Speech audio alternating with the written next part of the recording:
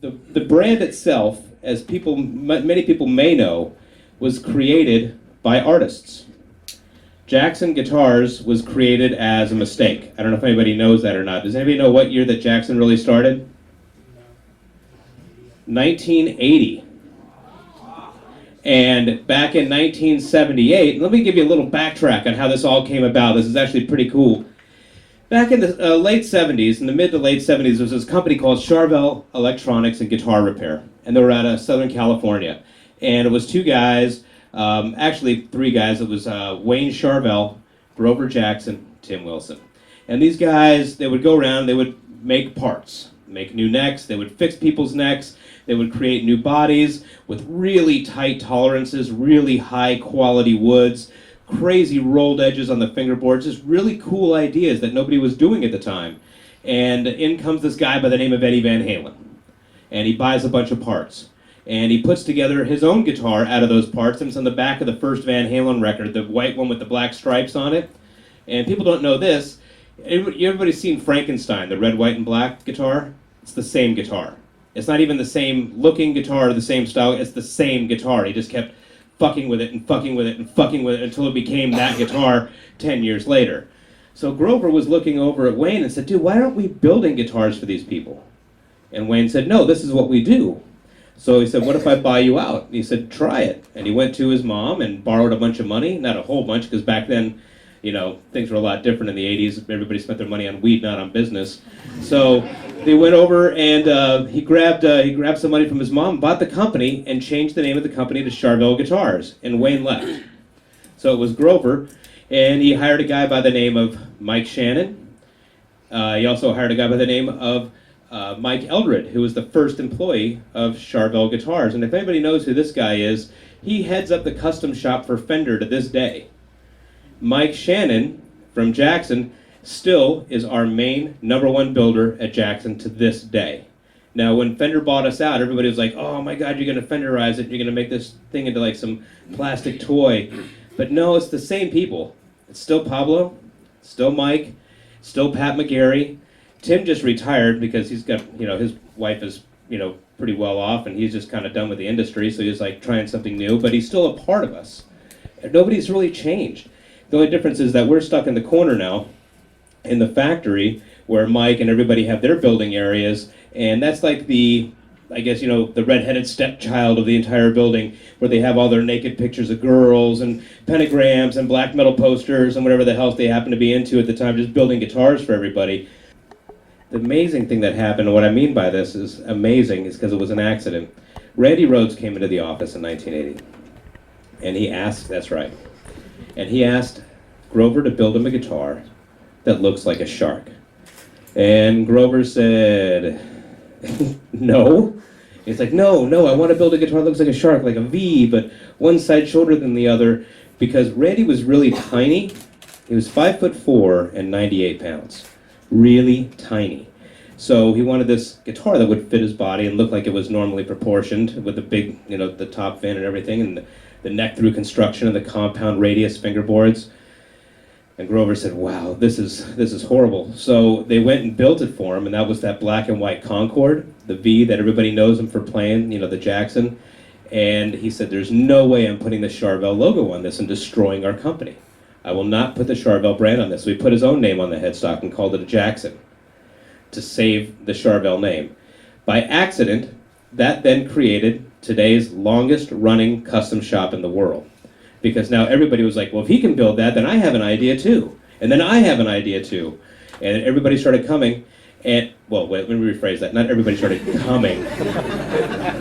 It's not that kind of party, but awkward. No, then everybody started showing up and having their own designs. And every design that Jackson has out has been created by an artist. And every one of those people were no different than you guys. Just wanted a guitar and wanted a design. Came up with an idea, graph paper, napkin. Randy's was on a napkin, you know. We're going to get into it later when Phil comes out, but with his guitar, same concept. It's what he designed with us. How many people know of Phil Demmel? Okay, now when we ask questions, since we're hanging out here, we're all kind of screwing around a little bit. When we ask a question, whether it be me or Phil, I want everybody to yell, fuck yeah. 1, 2, 3. Fuck yeah! Badass. Everybody, let's give it up for Phil Demmel. Come on, Phil.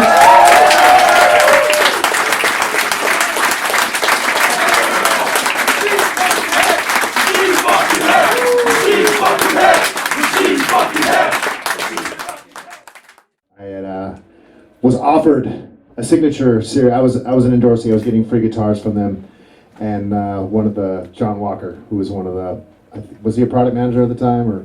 Yeah, product. Yeah, we'll just say that for now. They all have titles that they just kind of move like magnets. Hey, I'm over here. I do this over here, and whatever. So he had mentioned in passing one time, like, hey, maybe one day we'll get you a signature, and I just fucking grabbed that and I held on to it. And every time I saw anybody, it was like, you said I was going to get a signature.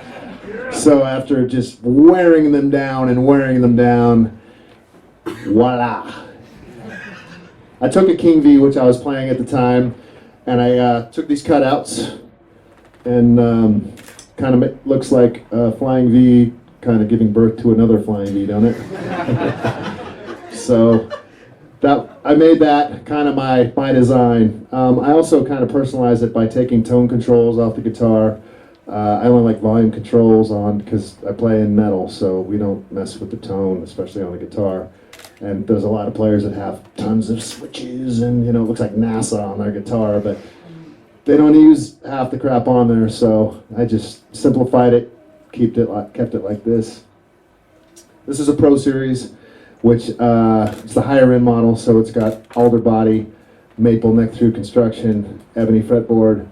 On my personal ones, I like the ebony fretboard, looks black. I mean, this looks like a metal guitar, no? Yeah. What did he tell you about fuck yeah? Does this look like a metal guitar? We're gonna work on the unison and the fuck yeahs. We're gonna get this. I know we're gonna get it. So, yeah, there's a reason why I play Vs, especially the Jackson V just conforms right to my body, right into my playing style, and I learned a little while ago why I don't play Strats or Les Pauls and stuff like that. I'm going to show you why.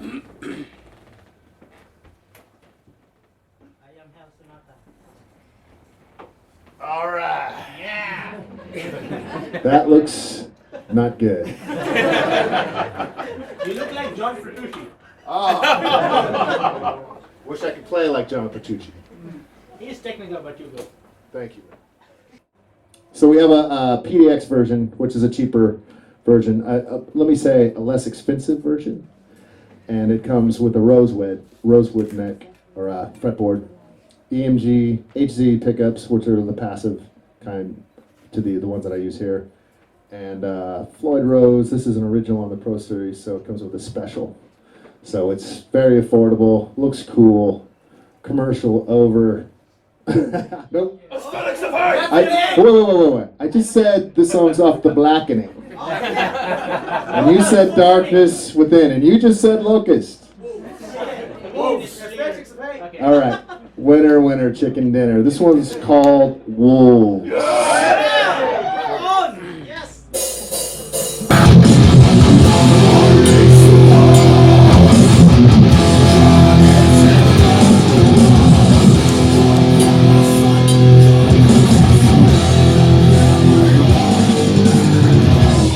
Sing.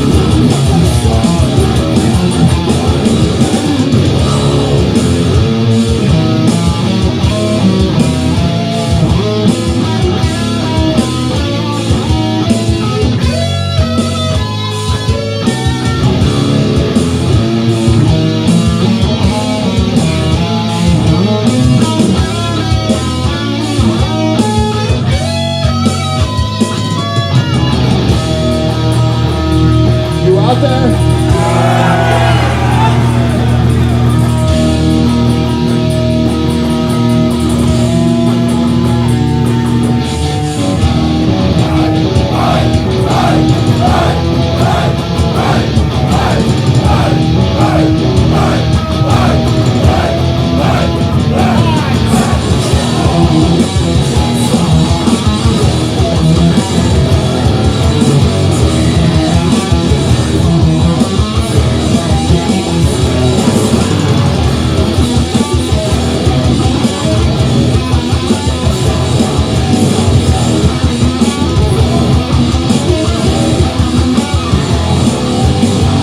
Any drummers out there?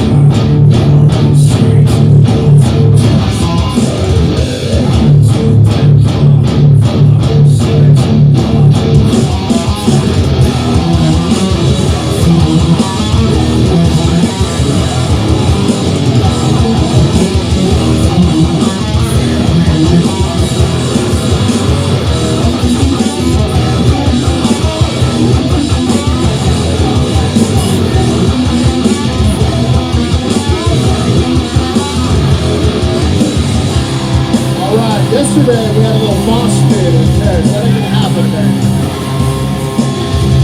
It's okay to want to though.